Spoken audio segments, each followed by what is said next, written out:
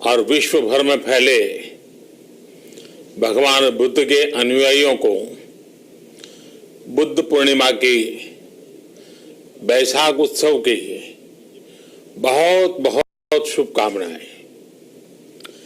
ये मेरा सौभाग्य है कि मुझे पहले भी इस पवित्र दिन पर आपसे मिलने, आप सभी से आशीर्वाद लेने का अवसर मिलता रहा है।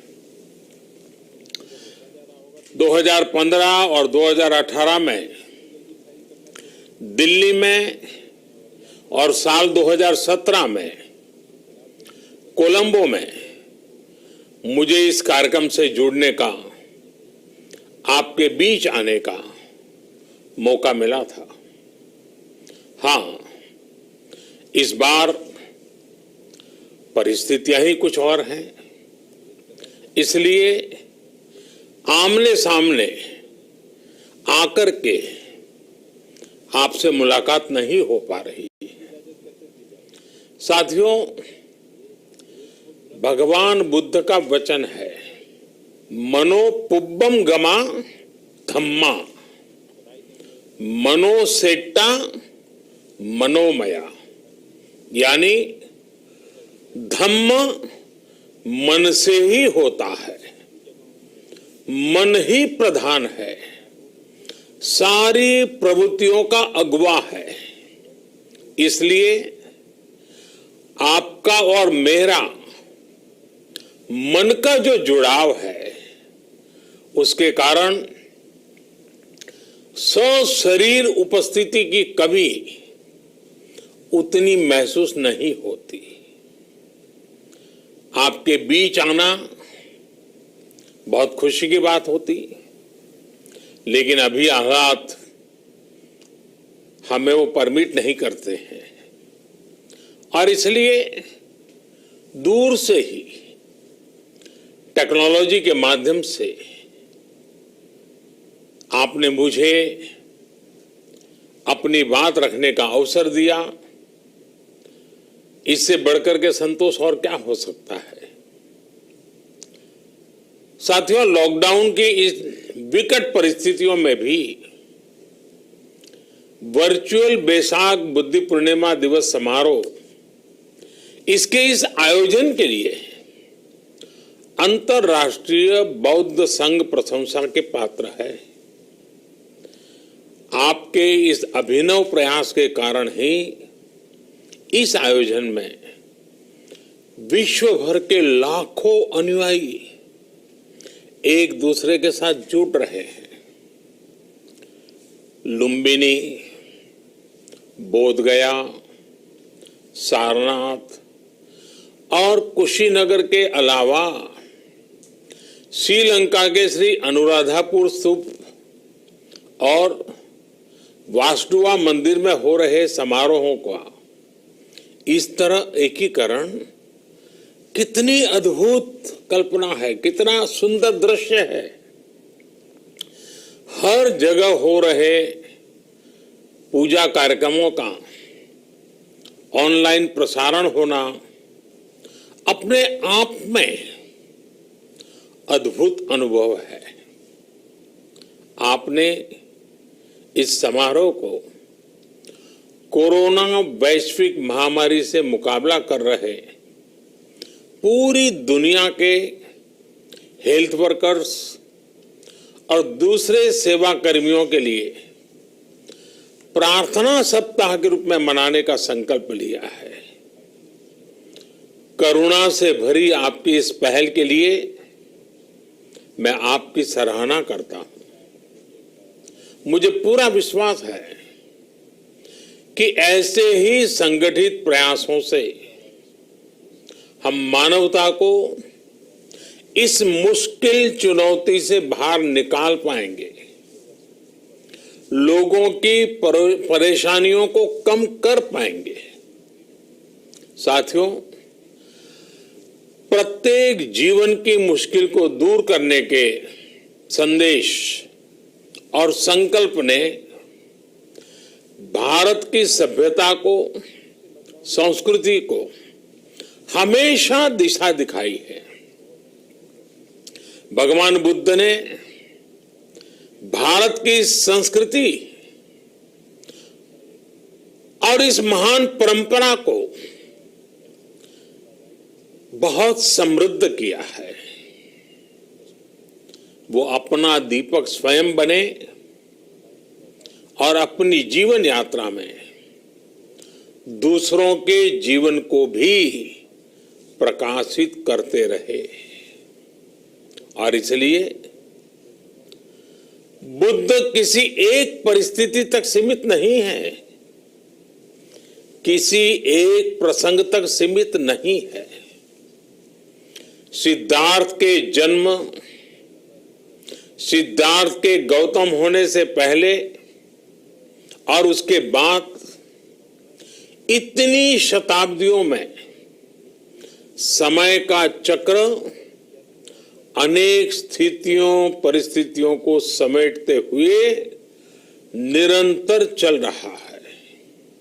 समय बदला, स्थिति बदली, समाज की व्यवस्थाएं बदली, लेकिन भगवान बुद्ध का संदेश हमारे जीवन में निरंतर प्रवाहमान रहा है।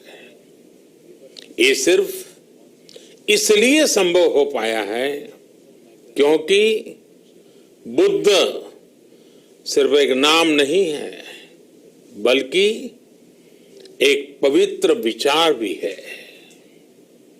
एक ऐसा विचार जो प्रत्येक मानव के हृदय में धड़कता है, मानवता का मार्गदर्शन करता है।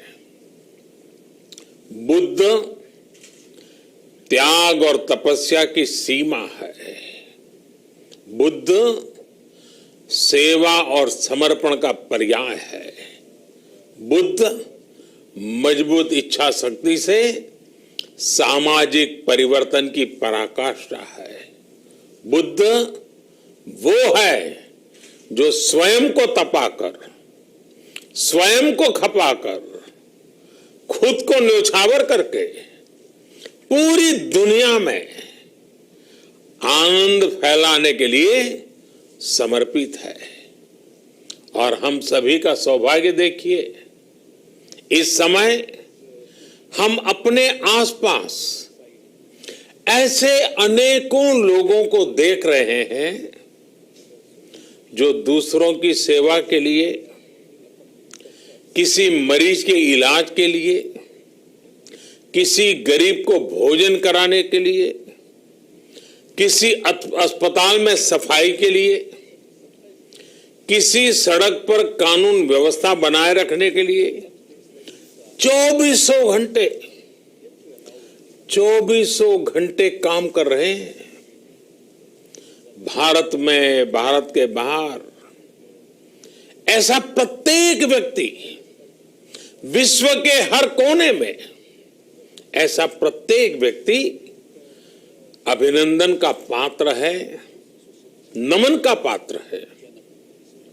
साथियों, ऐसे समय में जब दुनिया में उथल पुथल है, कई बार दुख, निराशा, हताशा का भाव बहुत ज्यादा दिखता है, तब भगवान बुद्ध की सीख और भी प्रासंगिक हो जाती है। भगवान बुद्ध कहते थे कि मानव को निरंतर ये प्रयास करना चाहिए कि वो कठिन स्थितियों पर विजय प्राप्त करे, उनसे बाहर निकले। थक कर रुक जाना ये विकल्प नहीं हो सकता। आज हम सब भी एक कठिन परिस्थिति से निकलने के लिए निरंतर जुटे हुए हैं, साथ मिलकर काम कर रहे हैं।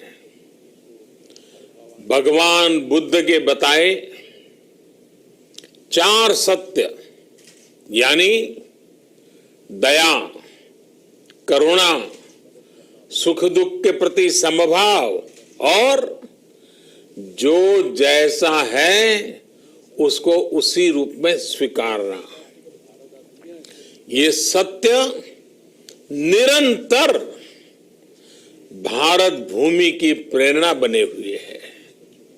आज आप भी देख रहे हैं कि भारत निस्वार्थ भाव से बिना किसी भेद के अपने यहां भी और पूरे विश्व में कहीं भी संकट में घिरे व्यक्ति के साथ पूरी मजबूती से खड़ा है।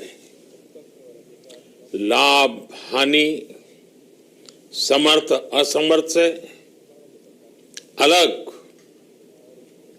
हमारे लिए संकट की ये घड़ी सहायता करने की है। जितना संभव हो मदद का हाथ आगे बढ़ाने की है। यही कारण है कि विश्व के अनेक देशों ने भारत को इस मुश्किल समय में याद किया और भारत ने भी हर जरूरतमंद तक पहुंचने में कोई कसर नहीं छोड़ी है। भारत आज प्रत्येक भारतवासी का जीवन बचाने के लिए हर संभव प्रयास तो कर ही रहा है, अपने वैश्विक दायित्वों का भी उतनी ही गंभीरता से पालन कर रहा है। साथियों, भगवान बुद्ध का एक एक वचन, एक एक उपदेश मानवता की सेवा में भारत की प्रतिबद्धता को मजबूत करता है। बुद्ध भारत के बोध और भारत के आत्मबोध दोनों का प्रतीक है। इसी आत्मबोध के साथ भारत निरंतर पूरी मानवता के लिए, पूरे विश्व के हित में काम कर रहा है और करता रहेगा। भारत की प्रगति हमेशा विश्व की प्रगति में सहायक होगी। साथियों, हमारी सफलता के पैमाने और लक्ष्य दोनों समय के साथ बदलते रहते हैं, लेकिन जो बात हमें हमेशा ध्यान रखनी है वो ये कि हमारा काम निरंतर सेवा भाव से ही होना चाहिए। जब दूसरे के लिए करुणा हो, संवेदना हो और सेवा का भाव हो तो ये भावनाएं हमें इतना मजबूत कर देती हैं कि बड़ी से बड़ी चुनौती से आप पार पा सकते हैं। सुप्पबुद्धम पबुज्जन्ति सदा गौतम सावका, यानी जो दिन रात हर समय मानवता की सेवा में जुटे रहते हैं वही बुद्ध के सच्चे अनुयायी हैं। यही भाव हमारे जीवन को प्रकाशमान करता रहे, गतिमान करता रहे। इसी कामना के साथ आप सभी का बहुत बहुत आभार। इस मुश्किल परिस्थिति में आप अपना, अपने परिवार का, जिस भी देश में आप हैं वहां का ध्यान रखें, अपनी रक्षा करें और यथासंभव दूसरों की भी मदद करें। सबका स्वास्थ्य उत्तम रहे, इसी मंगल कामना के साथ मैं मेरी वाणी को विराम देता हूं। धन्यवाद। सर्वमंगलम।